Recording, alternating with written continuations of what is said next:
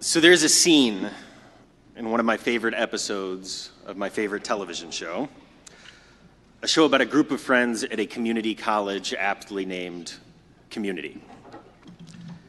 Anyhow, all 7 friends are hanging out in an apartment when the buzzer goes off, letting them know that the pizza delivery guy is there. One of them, Abed, counts off everyone starting on his left, 1 through 6. Notice he skips himself. He throws a die in the air to figure out who will go and get the pizza. The shtick of the episode is that we see all 6 possible futures. We get to see how different the world is depending on which way the die lands.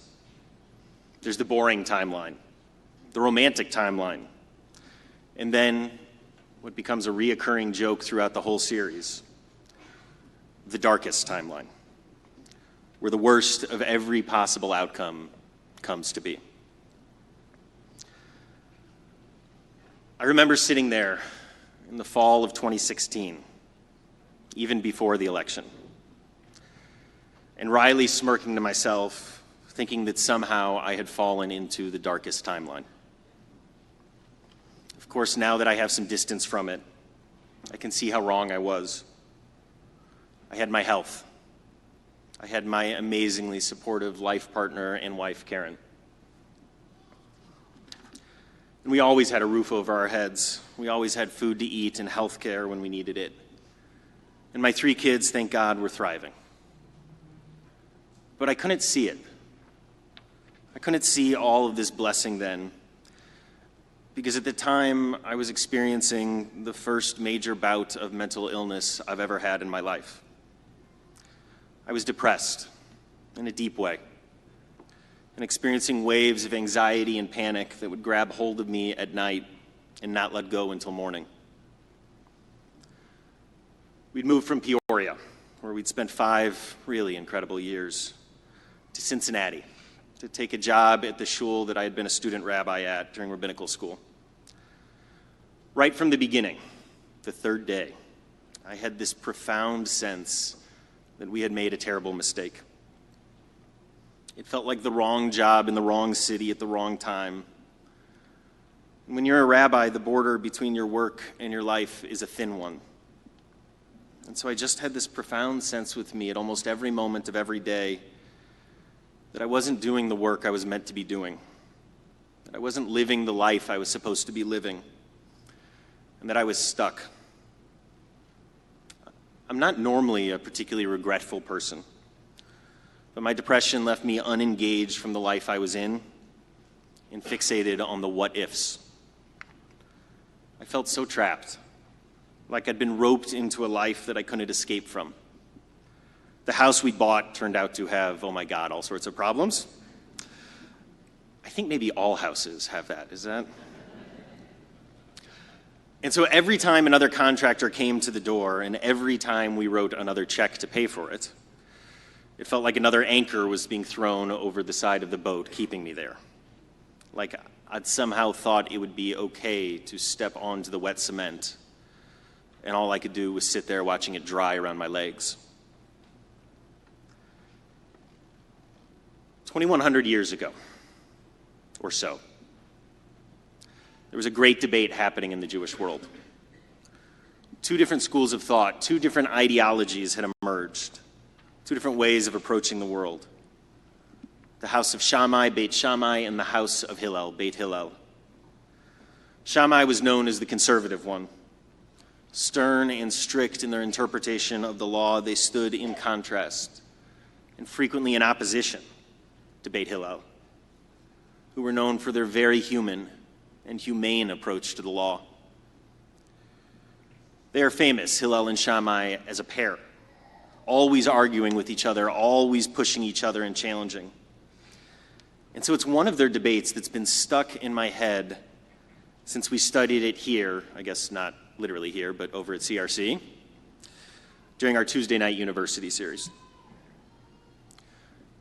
The Mishnah, which forms the core of the Talmud and was put together about 1,800 years ago, has the earliest version.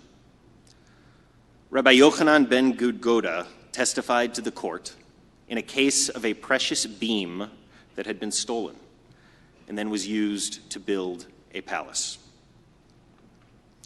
So Beit Hillel and Beit Shammai argue, what is the just thing to do? So let's think about this for a second. What is the just thing to do? It's a provocative situation. We don't know whether the owner of the palace knew that the beam was stolen when he built it. Maybe they even stole the beam themselves.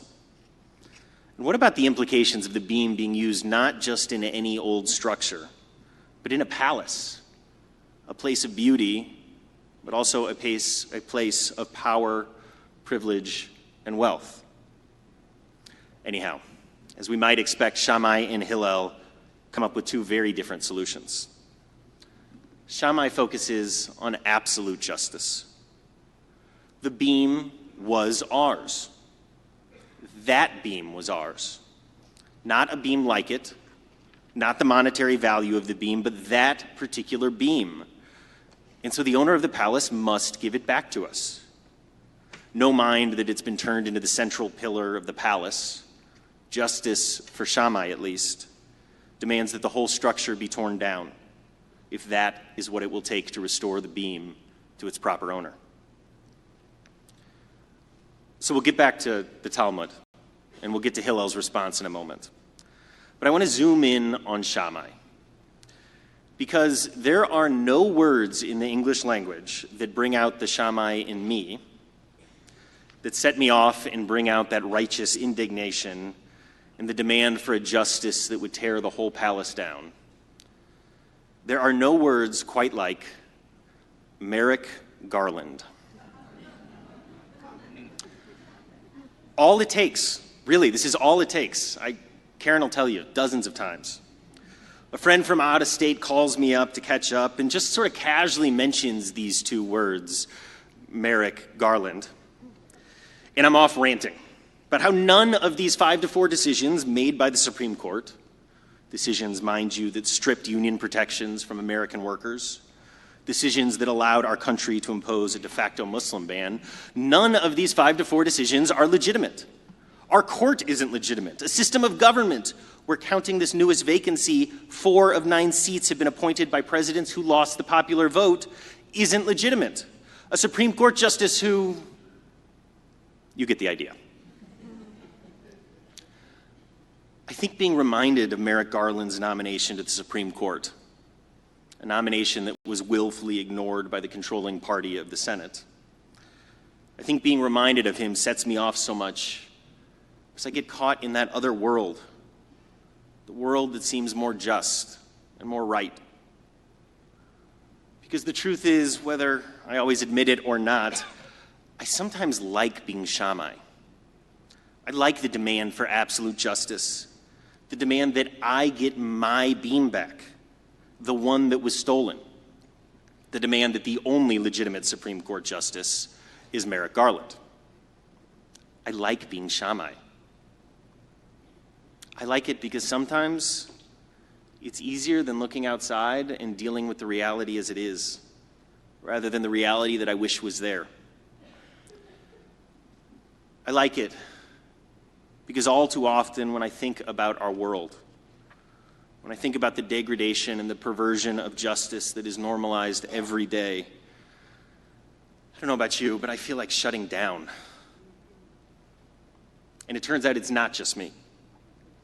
It turns out that even small experiences of powerlessness can leave us impacted in all sorts of ways we wouldn't imagine. In a classic psychological experiment, Martin Seligman put participants in a room and played a terrible, loud noise.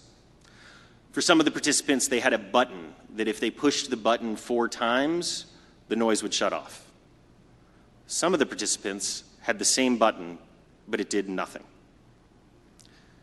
So it turns out that those who had the button that did nothing, those who experienced powerlessness, even to such a small degree, they showed less resilience hours later in a different location when they were asked to complete a worksheet of arithmetic. Think about that for a moment.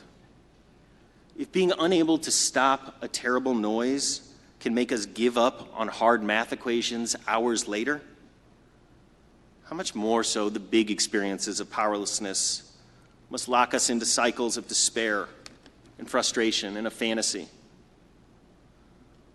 The loss of a beloved friend or family member, the loss of a job or a relationship or any of the other sources of meaning and comfort we have in our lives, the loss of our health, even the loss of a traumatic election.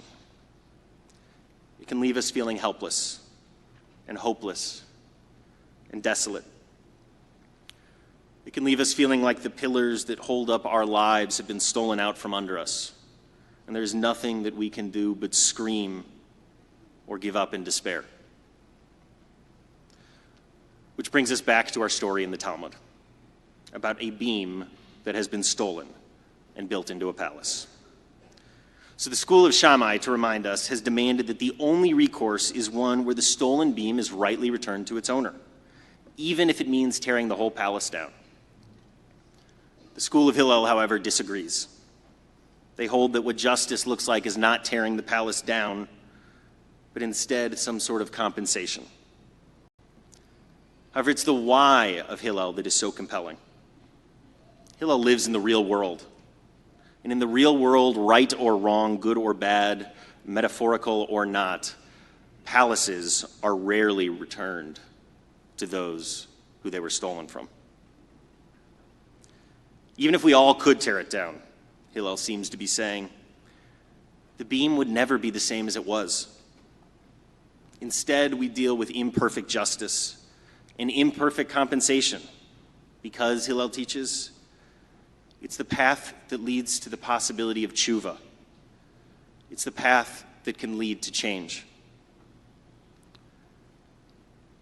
It's a radical turn that Hillel makes.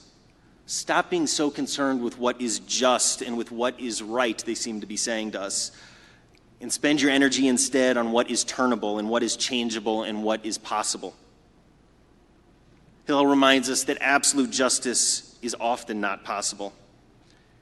And so if we are to move from the places that we are stuck, we have to focus not on what is just alone, but also on what is possible now.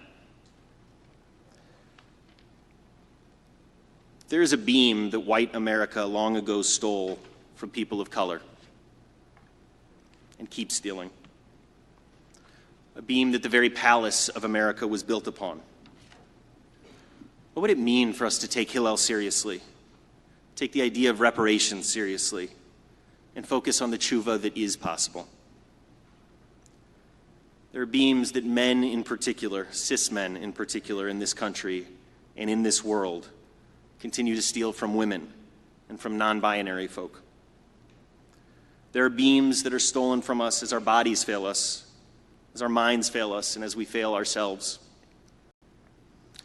And so as I stand here today, 2 years removed from my lowest point of my depression, I can't tell you how lucky I feel. Coming home to St. Louis, home to CRC, I feel like the house of my life is once again built on solid footing.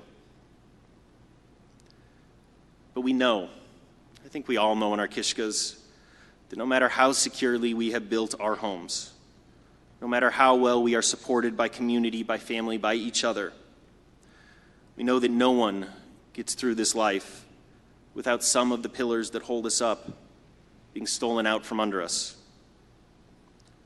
And so the question is not, in this coming year of 5779, will beams that I build my house on, my life on, be stolen from me?